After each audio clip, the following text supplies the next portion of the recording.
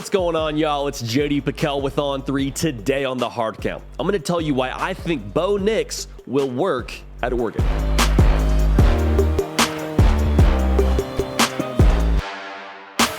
Welcome into The Hard Count, the people show for every single thing that you know and that you love about college football. It happens here on a daily basis. Nick Brake does the heavy lifting. You can help drive the show by subscribing to the channel. Now, it has been no secret.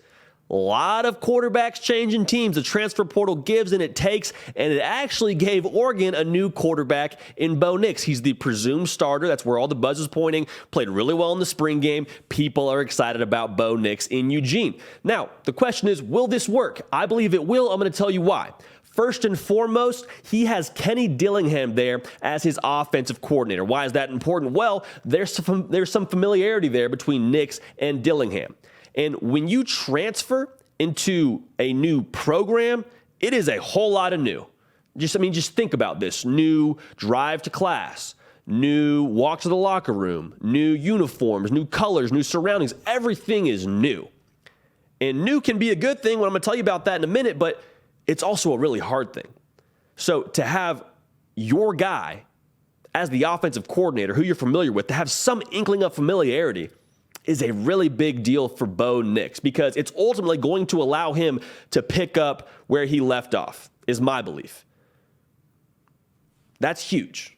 That cannot be overstated. To have some sort of momentum already walking onto campus when everything else around you is so new, that's going to be comforting and I think play well to his maturation process. So that's huge. I feel like I've said it too many times. That is a big deal. Second, I want to be careful how we approach this. It's going to be an easier gauntlet for Bo Nix than it was in the SEC. And that's not to knock the Pac-12. That's not to say anything negative about Oregon or any of the other schools in their conference.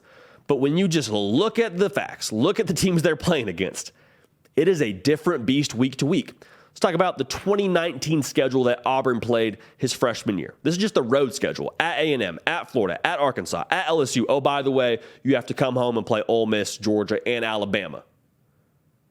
Folks, talk about the gauntlet. Talk about going through the ringer.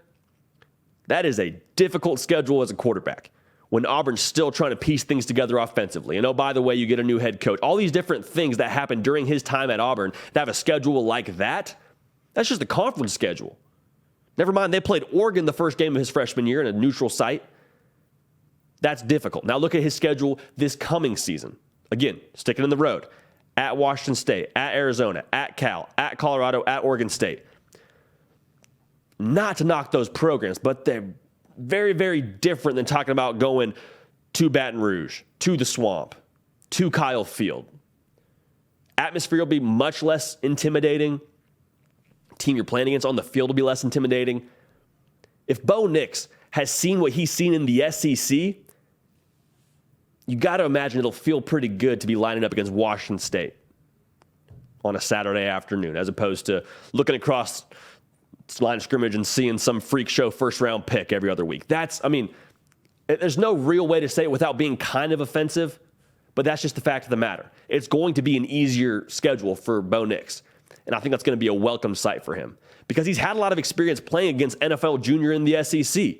And so to play in the Pac-12 now, I think it's going to be like taking off that weight vest. You know, you do pull-ups with a weight vest, and it's really difficult, and it's hard, and maybe you get 4 or 5 reps, and then you take it off, bust out like 15, because that weight was so heavy. That was such a high level of difficulty, and then when you get to playing a lower level of difficulty, it translates well. Now, there's some things Oregon needs to do around him to make that a reality, but I think it's going to be a welcome change for Bo Nix and ultimately bode well for him. And finally, we talked about it all being new for him. I don't think that's necessarily in total a bad thing. Some of it will be hard. Some of it will be a transition. A lot of it will be a transition. But ultimately, Auburn is such a fishbowl in the sense that if you're in Auburn, Alabama, and you're the starting quarterback, every single move you make is tracked. Sounds kind of creepy, but every single thing that you do is under a microscope. Never mind that his dad was a quarterback at Auburn, which probably 10x's that whole effect. The spotlight is so bright at Auburn And I'm not saying he wilted under that because he started as a true freshman there, did a lot of good things there. But you got to think going to a place like Eugene, Oregon, where that fan base loves their Ducks. They are diehard for their Ducks. Auburn is too, but in a different way. There's much less of a national spotlight. You're not playing on CBS every other Saturday. I think that's a good thing too, because it allows him to focus more just on football. Like, there's much less to manage for him from a PR standpoint than there was at Auburn. Again, this is not to knock Auburn. I think Auburn is the reason why Bo Nix is here, obviously. A lot of phenomenal things that he's going to build off from his time at Auburn. But to be able to take a transition to a school where the spotlight's a little less bright, there's a little less buzz around everything that he's doing, that's going to be really good. Allow him some privacy, allow him probably a little bit more of a social life. Like, this is all good things for Bo Nix that's going to translate well to the football field. Less pressure, I think, is ultimately a good thing. I know pressure makes diamonds, but for Bo Nix to kind of reinvent himself in Eugene, I think that is going to be crucial to him having success. That's it for us here on The Hard Count. Appreciate you tuning in. Subscribe to the channel. We're surging towards 10,000 subs. We want y'all a part of it. We're going to keep the party rolling. We will see y'all next time.